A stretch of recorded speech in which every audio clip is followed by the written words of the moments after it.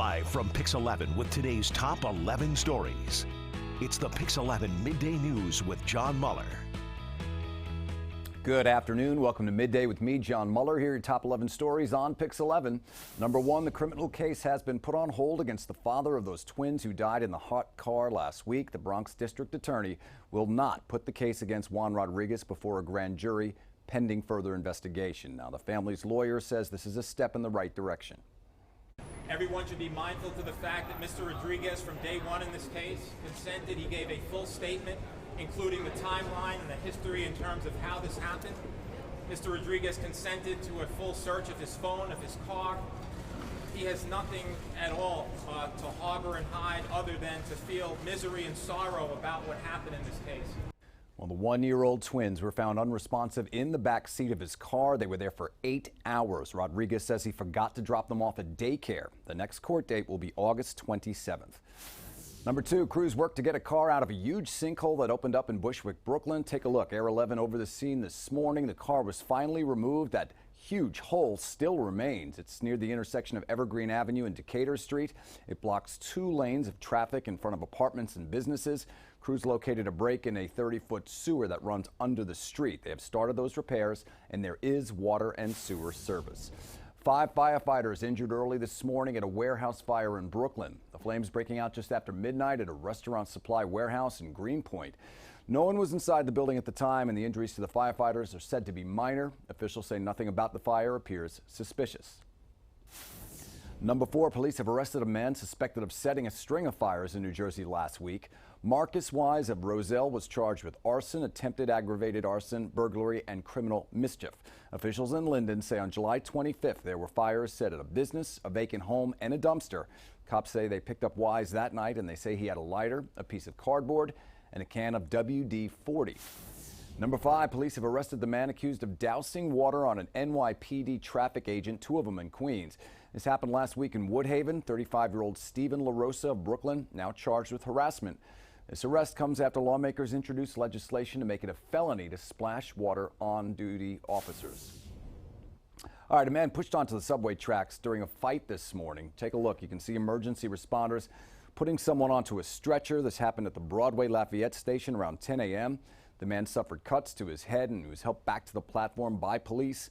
An officer actually injured his wrist during the incident. The alleged pusher was arrested.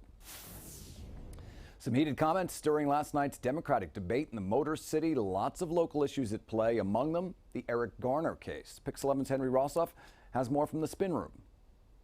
Fiery is the only way to describe night 2 of the Democratic debates in Detroit, with former Vice President bringing it this time, but under attack from all sides, including by the 3 candidates from the tri-state area, as local issues followed Mayor de Blasio all the way to Detroit. Old language.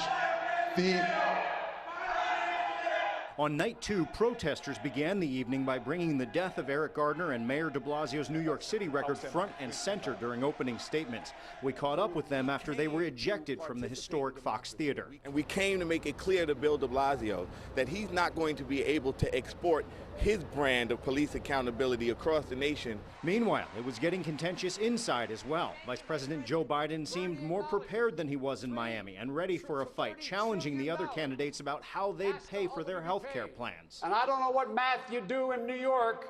I don't know what math you do anywhere in California, but I tell you, that's a lot of money. Biden took fire from all sides all night, including from Mayor de Blasio and New Jersey Senator Cory Booker during a section on immigration. You can't have it both ways. You invoke President Obama more than anybody in this campaign. You can't do it when it's convenient and then dodge it when it's not. When I was asking the vice president a bunch of tough questions, I didn't know what the heck he was saying. I didn't get answers. And then again on the topic of criminal justice, Biden and Booker got into it.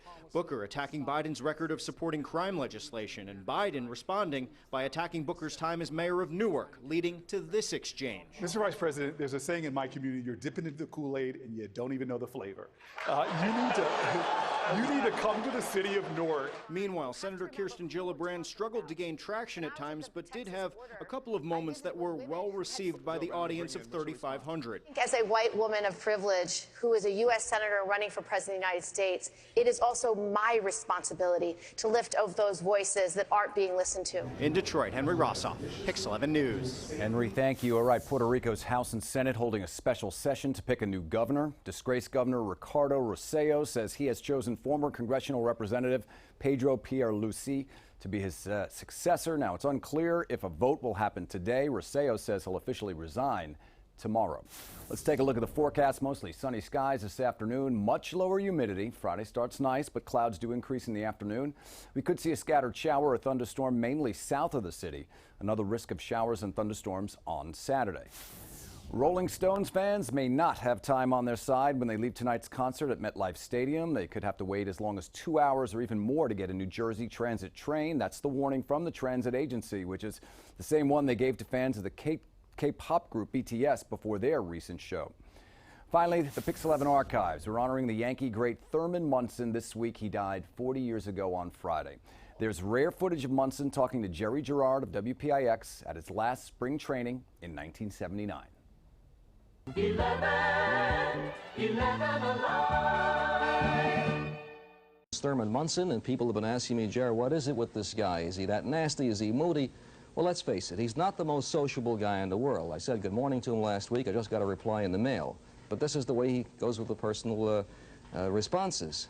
But just for the record, the hassle with Jim Bouton goes back to Bouton's book, Ball 4, in which Bouton said things about old-time Yankees that Munson did not like. Now, I had heard that Munson was in a good mood in Florida, that he was a new man after the operation on his shoulder, and he couldn't wait for the season to start.